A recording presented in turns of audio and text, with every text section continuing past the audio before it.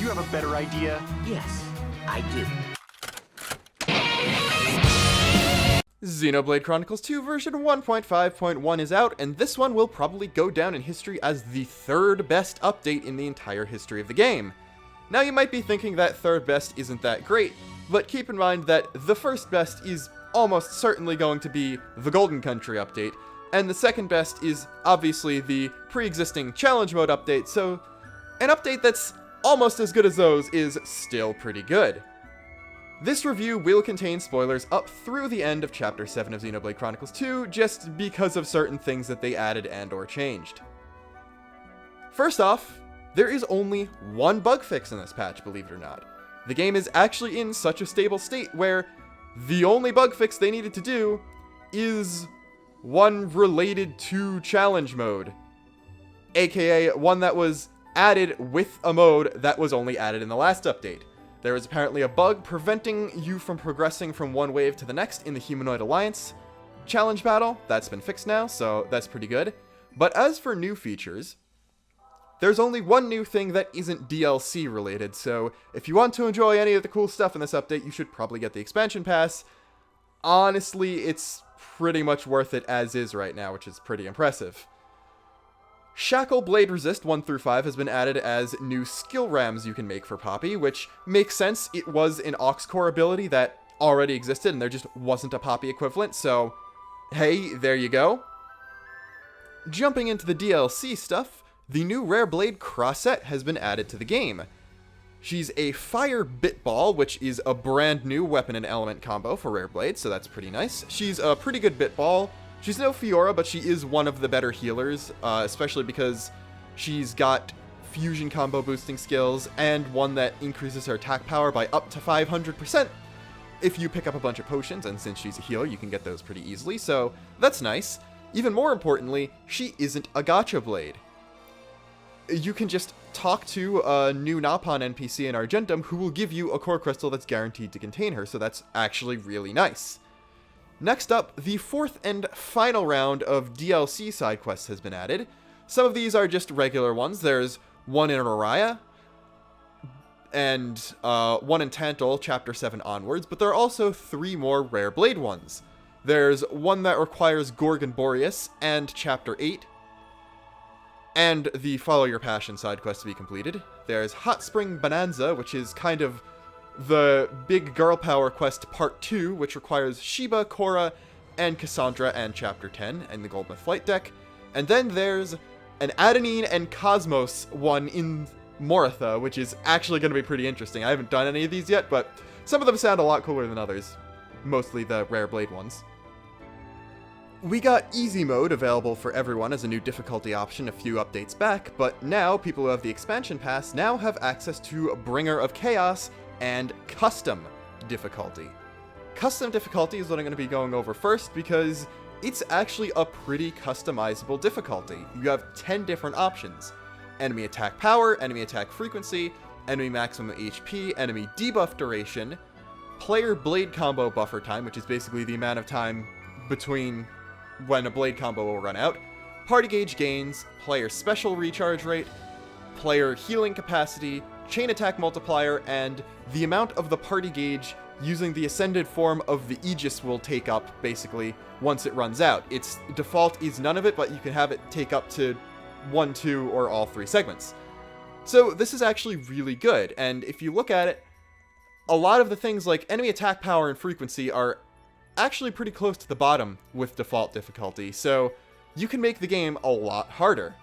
Especially by nerfing the chain attack damage multiplier, because it's like the one big thing. And if you decrease health restoration, then you can also kind of screw around with crit heal builds. So there's a way to make the game a lot more difficult. And Bringer of Chaos isn't some sort of supercharged difficulty mode. It's basically a preset for custom, where some of the settings are cranked up to being near the most difficult, if not the most. Same thing with Easy. Easy is basically a preset for custom with things set down to the bottom, but you could tweak things even more.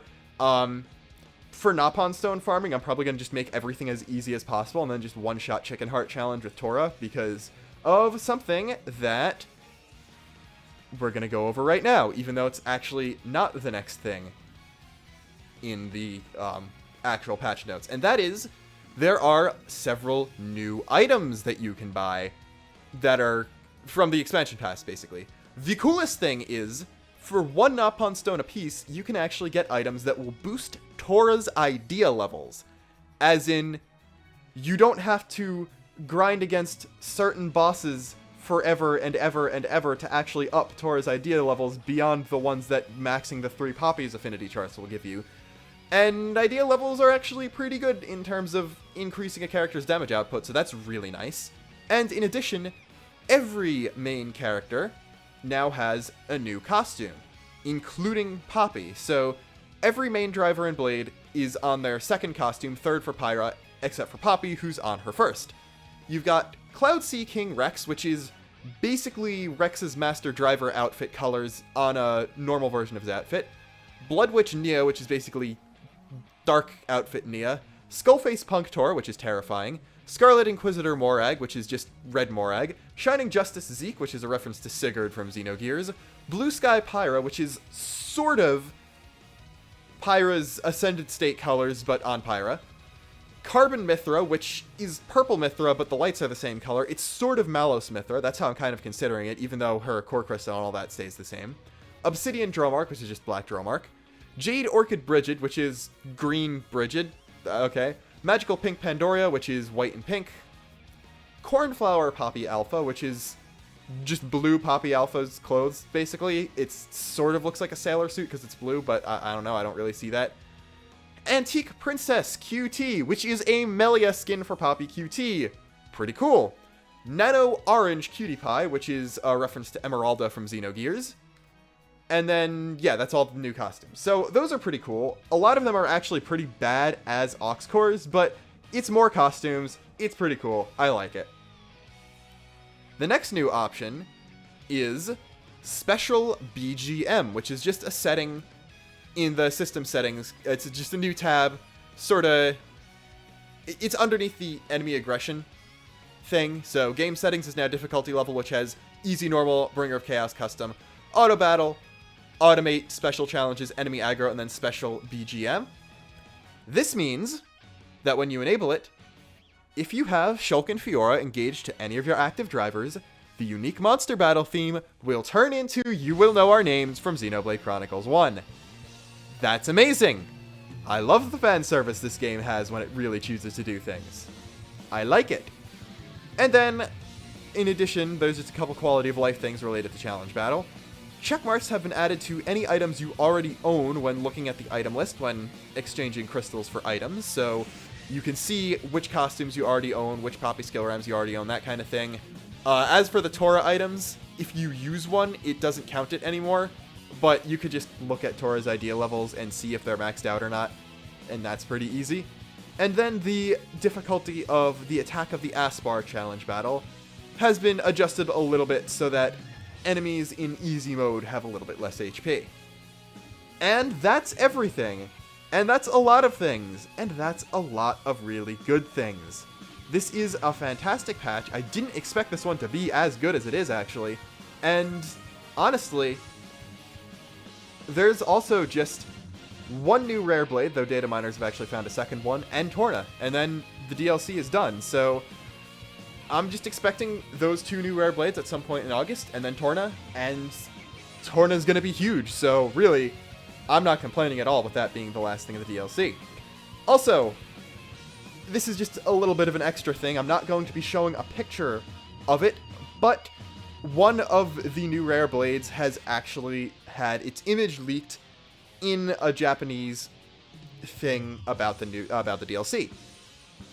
If you remember, when the Rare Blade pack was first officially announced, you were given 3 silhouettes of some of the blades that were added. Now, Shulk and Fiora weren't included in that, and the Rare Blade that hasn't been officially mentioned that the data miners found is also not included in that, but 2 of the 3 silhouettes have now been released. One of them was Poppy Buster, and the second is Crossette.